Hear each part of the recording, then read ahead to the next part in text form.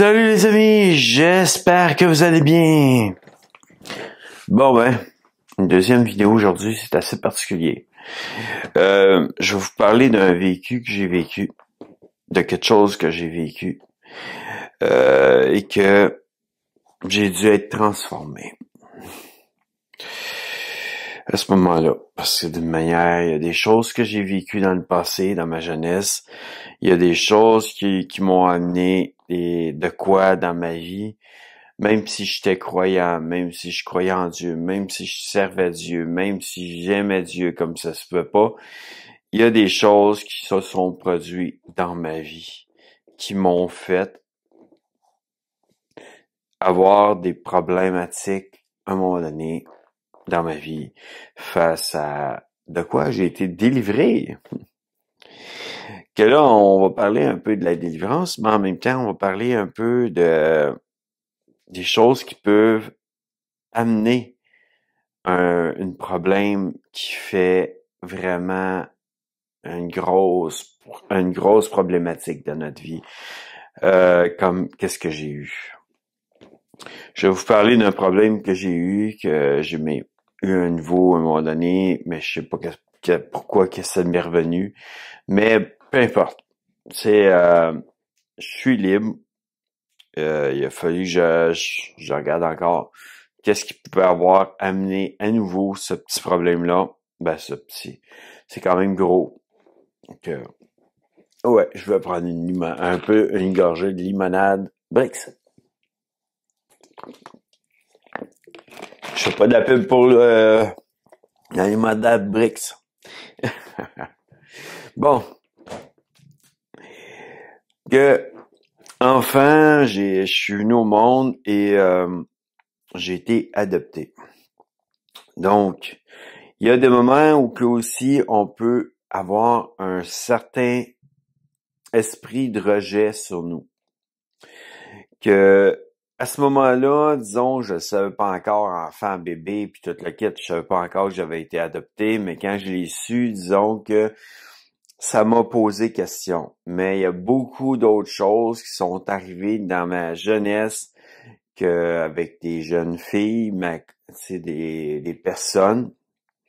Et qu'en fin de compte, je me suis retrouvé à avoir on joue au docteur en quelque sorte, là. Puis d'une certaine manière, qu'est-ce que ça a fait? C'est que ça a amené de quoi dans ma vie qui a été de plus en plus noir. Que je faisais des méga grosses crises de noirceur que j'appelais moi parce que je voyais que je voyais rien, puis je pouvais être très mauvais, très méchant. Et j'aurais pu tuer mon meilleur ami en l'acquettant au mur, le lever, même s'il était, disons, 200-300 livres obèse, disons, puis que je l'aurais levé. Comme si de rien n'était, même si j'étais pas aussi bâti, puis aussi gros, aussi large que lui. Disons qu'il y avait plus rien qui m'empêchait de lever une personne pris par la gorge, la queue au mur. Que ça fait partie de mon passé. Je l'ai vécu même avec un de mes colocs. Mais tout ce qui est arrivé dans ma jeunesse, qui m'a amené tranquillement pas vite à cet état-là. Puis je remercie Dieu, par exemple, d'avoir eu des parents qui étaient croyants et des parents qui m'ont adopté, qui ont eu de l'amour pour moi. Aujourd'hui, je peux le remercier avant, quand que j'ai appris que j'ai été adopté. Oubliez ça, je voulais pas rien savoir des remercier. J'avais l'impression, j'avais vraiment un esprit de rejet qui est venu extrêmement fort sur moi. Et cet esprit-là, il me condamnait tout le temps. Que je venais tout le temps en train de dire que j'étais pas bon à rien. C'est pour ça qu'en fin de compte, puis en plus, ça m'aidait pas parce que d'une manière, il y en a qui ont sûrement vu la vidéo. Voué pour l'échec, voué pour un échec, voué en tout cas à l'échec. que d'une manière, j'avais cette impression-là à cause de tous les docteurs, à cause de tous ma mère, à cause de ma mère déjà, c'est de la manière qu'elle pouvait voir les choses, elle disait bon, ça a l'air que je vais être obligé de rester avec toi à vie, puis que d'une manière tu pourras jamais te débrouiller tout seul, tu pourras jamais rien faire tout seul, tu pourras jamais parler même devant une caméra.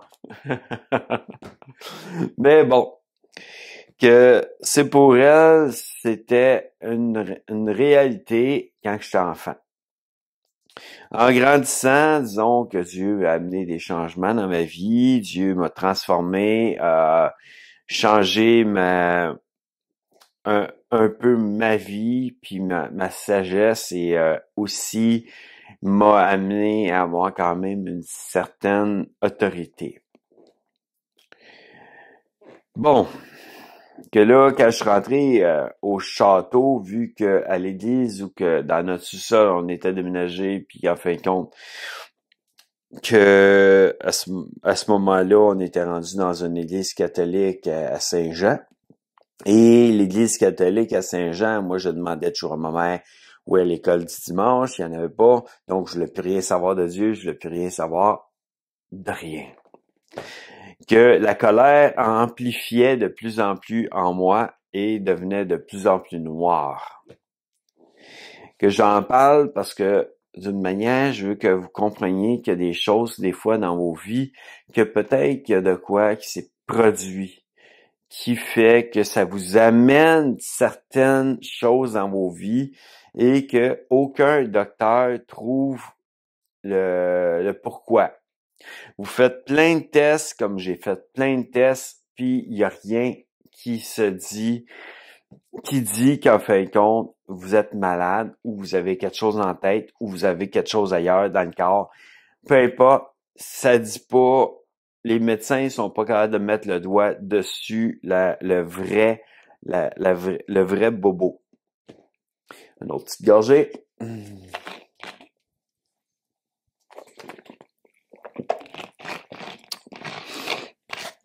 Que les médecins sont pas capables. Et la seule chose que j'ai su à un moment donné, par que j'étais trop jeune, j'étais un bébé spirituel qui venait d'arriver dans l'église le château à Montréal. J'ai rien contre eux, j'ai rien contre le pasteur, je demande même pardon d'en parler là, mais c'est juste que ça m'a amené là. Moi, je venais de pogner mon coloc, puis je l'avais pogné à la gorge. Puis les jours après, au lieu de me dire que j'avais peut-être quelque chose, un démon en moi, non, pour eux autres, c'était impossible, vu que j'avais été baptisé dans l'eau, vu que j'avais été baptisé de l'esprit, vu que j'avais été baptisé, en tout cas, de tous les baptêmes qui pourraient exister dans le temps où j'ai été, en tout cas, j'ai commencé à parler en langue après d'avoir été baptisé dans l'eau. Je suis sorti de l'eau, moi, en fait, j'ai calé dans le fond de l'eau. J'ai jamais pu être remonté. Il n'y a pas personne qui pouvait me remonter, mais en tout cas, celui qui était avec moi, mais il y en a d'autres qui voulaient se jeter à l'eau pour essayer de me remonter. Que pour eux, mon ancienne nature a été tuée à ce moment-là. Elle est morte à ce moment-là. Automatiquement, j'ai été enseveli dans l'eau et mon ancienne nature était morte. Sauf que, bon, je comprends le principe, je comprends la pensée qu'ils ont pu avoir. Je ne juge pas leur pensée. J'ai juste vécu encore plus longtemps avec ce genre de problématique mal dans ma vie. Puis on m'a fait des tests au cerveau, on m'a fait des tests partout pour savoir dans ben des tests pour pouvoir savoir si c'était quelque chose qui venait du cerveau et pourquoi que je faisais ça. Il y a eu des problématiques aussi avec une de mes copines dans le passé, face à ces crises-là de noirceur aussi, qui m'a amené à aussi avoir des sauts d'humeur. Me suis retrouvé aussi à avoir un problème face aussi à un moment où que j'ai été sur le toit, carrément, parce que d'une manière, c'était la seule place que je pouvais ne plus l'entendre. Puis moi, ben, je réussissais à monter. Elle réussissait pas à monter. Et automatiquement, je suis allé sur le toit de la bâtisse pour me tranquilliser, me relaxer, me calmer. Je voulais plus rien savoir d'elle. Pour le moment, je voulais juste être en train de me calmer. Elle a appelé la police, elle a appelé les pompiers, elle a appelé en tout cas le 911, puis quand ils sont arrivés, ben, il y a un policier qui me pogne par derrière. Moi, je suis en train de me calmer. Et je suis en crise, mais je suis en train de me calmer. Et la crise a jumpé dans les airs. Puis j'ai failli le tuer. Que, juste pour dire vraiment, tu sais, mettre dans un contexte, ça m'a poussé jusqu'à un extrême. Ce qui était en moi à ce moment-là me poussait à des extrêmes qui étaient incroyablement durs et forts. Il y avait rien qui pouvait me résister. En fait, il y a eu au moins une vingtaine et plus de personnes, de policiers, de pompiers qui m'ont maintenu à terre pendant que le policier était accroché après moi. Puis que d'une manière, si moindrement, moi je tombais, lui il tombait aussi, puis d'une manière, il était au bord du toit. Que, en tout cas, ça m'a, j'étais en crise, mais une crise tellement costaud que l'adrénaline était dans le plafond. C'est pas pour faire des pouces cette fois-ci, c'est pour pouvoir dire que mon adrénaline était en haut, était au gros plafond. Et c'était impossible quasiment de me tenir. Il y avait de la misère à me tenir, même à 20 ou plus. Je me souviens même plus combien qu'il y en avait. Mais en tout cas, il était au moins 20. Puis le restant, je m'en souviens plus s'il y en avait plus. Puis pour me maintenir à terre. Déjà pour sauver leurs collègues qui risquaient de tomber, puis de chuter, mais aussi pour me sauver moi. Que j'ai rien contre ces policiers-là. Je les bénis, je suis content qu'ils m'aillent sauvé, puis je suis content qu'ils aient sauvé leurs collègues. Mais bon, juste pour vous expliquer toute mon histoire, en fait, j'ai eu plusieurs fois des attouchements avec des jeunes filles qui ont joué au docteur dans mon enfance. J'ai eu aussi un abus sur moi. En plus de savoir que j'étais adopté, donc j'ai eu un esprit de rejet qui est venu en moi. Ce qui m'amenait à avoir des crises de noirceur, c'était des grandes colères qui étaient intenses en moi. J'ai frappé ma mère à un moment donné. J'étais incontrôlable, même enfant. À ce moment-là, parce que d'une manière, j'étais vraiment, je dirais pas possédé, mais il y avait un démon qui était venu en moi et des esprits qui étaient venus en moi, puis qui me rendaient d'une façon à tout défoncer autour de moi. Je voulais rien savoir de personne. Et même quand mon père était tombé sur puis j'ai demandé encore pardon, j'aurais jamais voulu être en colère après lui, parce qu'après ça, il mourait. Mais il était tombé sur un objet qui m'appartenait, puis je me suis mis en colère et j'ai dit plein de méchanceté et j'ai frappé des portes, frappé des murs, que d'une manière, l'enfant qui a grandi, il a grandi longtemps avec ça, jusqu'à un point où qu'à un moment donné, j'ai été à une autre assemblée à la chapelle et qu'ils ont prié pour moi, j'ai fait sozo avec une personne pour pardonner à tout ce qui s'est produit dans mon passé et me pardonner à moi-même aussi. Et tranquillement, pas vite, j'ai changé. À un moment donné, mais je veux pas totalement changer. Croyez-moi, j'avais pas encore tout à fait changé. À un moment donné, je tombe sur mon marchepied d'auto, mon Dodge Caliber. Je tombe sur le marchepied en glissant sur la glace. Je me fais mal dans le coccyx. J'ai de la misère à conduire mon auto parce que ça me fait extrêmement mal les jours après. La première journée, j'étais allé à l'Assemblée sans problème. Les autres journées que je voulais aller à l'Assemblée, oubliez ça, j'étais bien plus capable de me masser dans le char. Dès qu'il y avait des moindres basses dans la route, oublie ça, j'avais un mal qui était incroyablement trop raide pour pouvoir aller plus loin que juste sortir de la cour où je restais à Saint-Luc. Que d'une manière, j'ai resté chez nous, puis j'avais mes frères que j'étais supposé aller chercher, puis qu'est-ce qui s'est produit? J'ai pas pu aller le chercher parce que à cause de ma blessure au coccyx, j'étais pas capable de sortir de chez nous.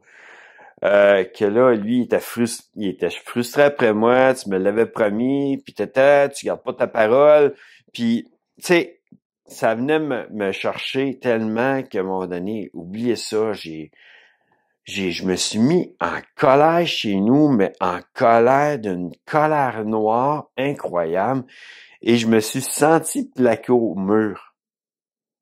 Puis carrément plaqué au mur, comme si on venait de m'accoter au mur. Et à ce moment-là, parce que là, j'étais en colère contre Dieu, mais la seule chose que j'ai entendue, c'est je te guérirai peut-être pas tout de suite ton mal, la douleur que tu as présentement, mais ça, je vais te guérir ça. Que je pense j'en ai parlé aussi dans une autre vidéo, j'ai eu même un CD d'une sœur qui était la pasteur d'une assemblée où j'allais, c'était Christ en action à Saint-Jean dans l'hôtel, et je la remercie encore parce que de manière je savais pas qu'est-ce que Dieu avait fait. Que je continue, c'est comme dans l'ignorance après d'avoir avoir été à côté au mur puis pas savoir qu'est-ce qui s'est produit.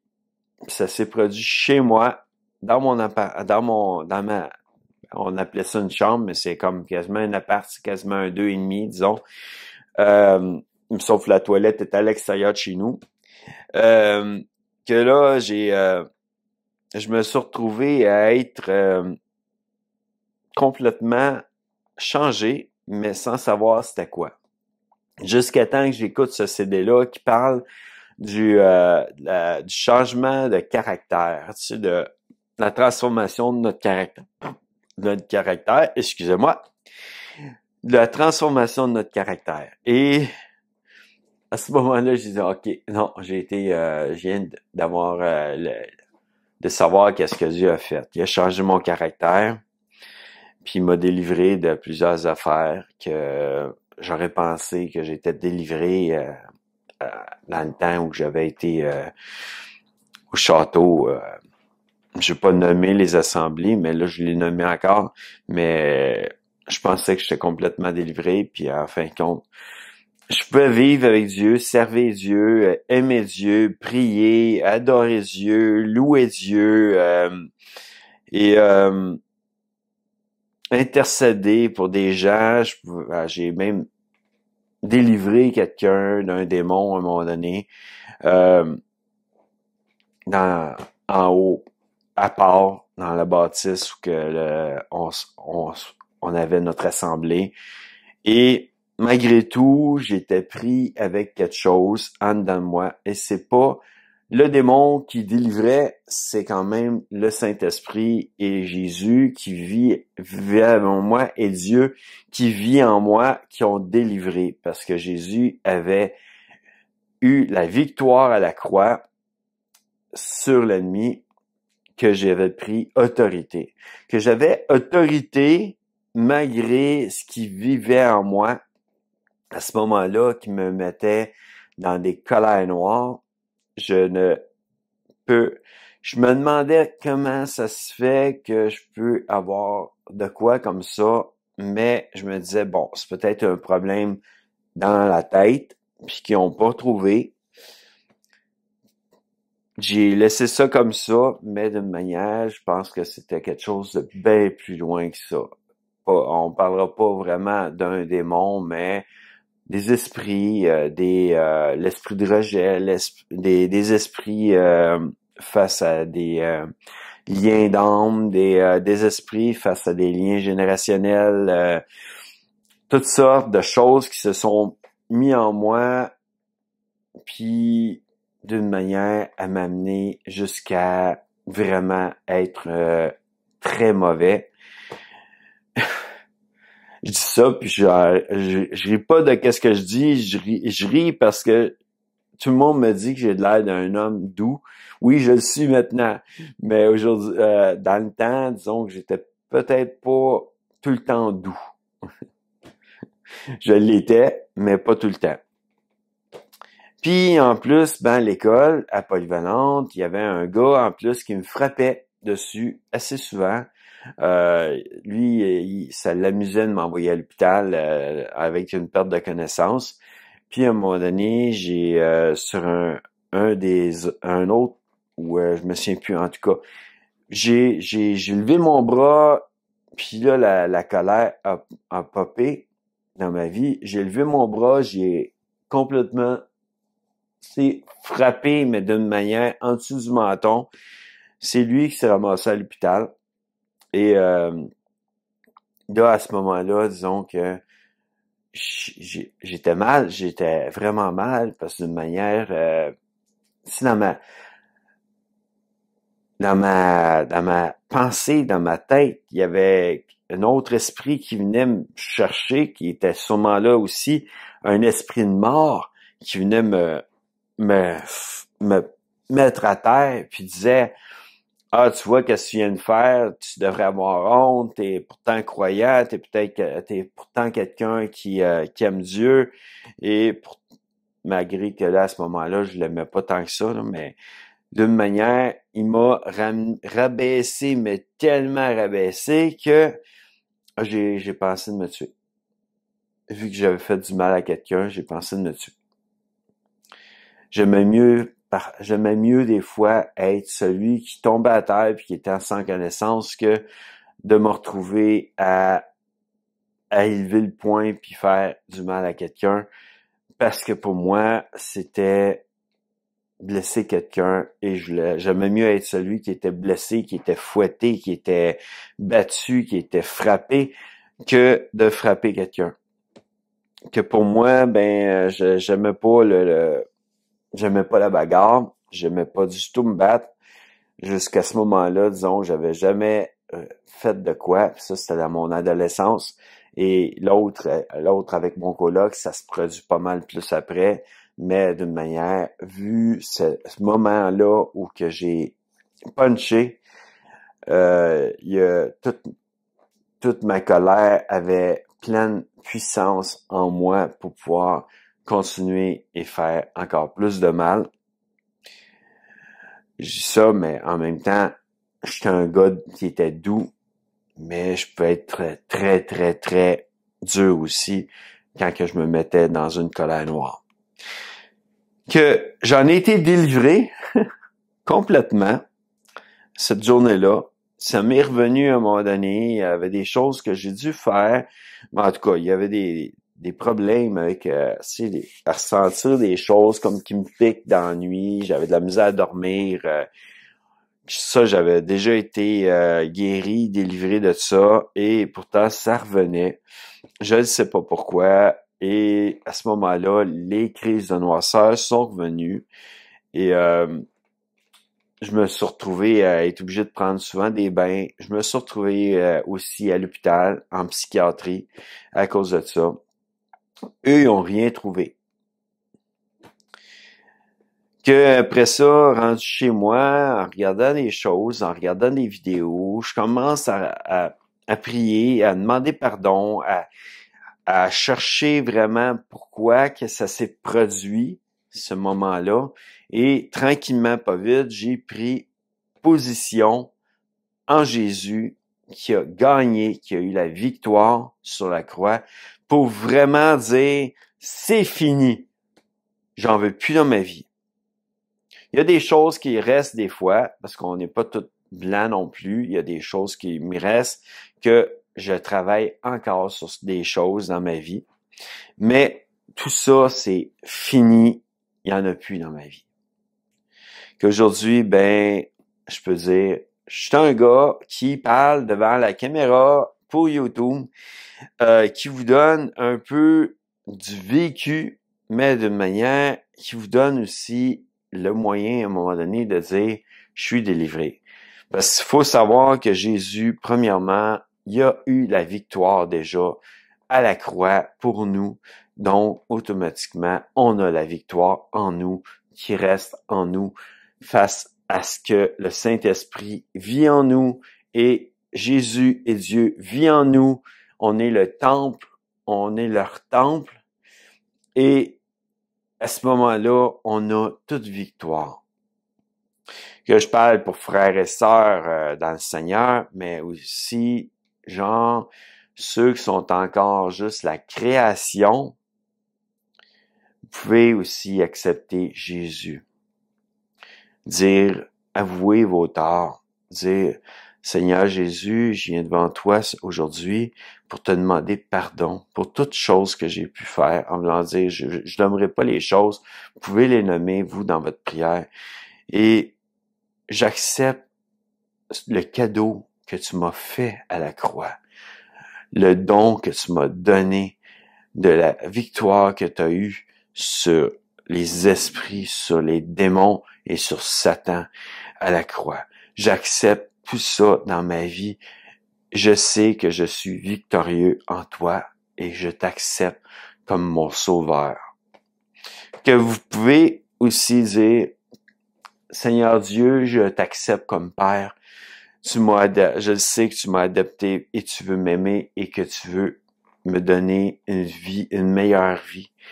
Et à ce moment-là, tranquillement, pas vite, vous allez pouvoir avoir un changement dans votre vie. Et jusqu'à un jour, peut-être aussi avoir le parler en langue avec le Saint-Esprit qui viendrait en vous. Que j'espère pour vous que vous allez l'avoir. J'ai foi aussi que ceux qui me regardent puis que vraiment ils veulent me suivre puis vraiment ils veulent avoir ce que je vous parle, ils vont l'avoir par la foi en Dieu. Que je vous remercie d'avoir écouté toute cette vidéo-là jusqu'à la fin et je vous dis, moi, si j'ai été complètement délivré, tout le monde en est capable. En Jésus, ils peuvent être complètement délivrés. C'est par Jésus qu'on peut aller au Père et il est le chemin qui nous amène à la délivrance et aussi à une vie qu'on ne se sent plus abandonné.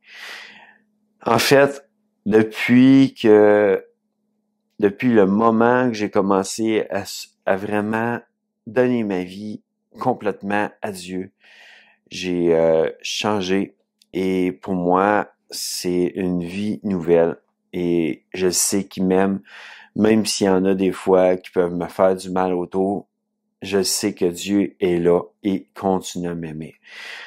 Que d'une manière, c'est ça qu'à un moment donné, ça vous amène aussi, c'est l'amour inconditionnel du Père qui vient en vous. Et j'en ai parlé souvent dans des vidéos de l'amour inconditionnel, mais c'est ça que Dieu nous donne. Et Jésus nous aime inconditionnellement aussi, que, croyez-moi, l'amour inconditionnel existe. Restez pas dans votre déprime émotionnelle face à un manque d'amour. Allez prendre de l'amour où qu'il y en a.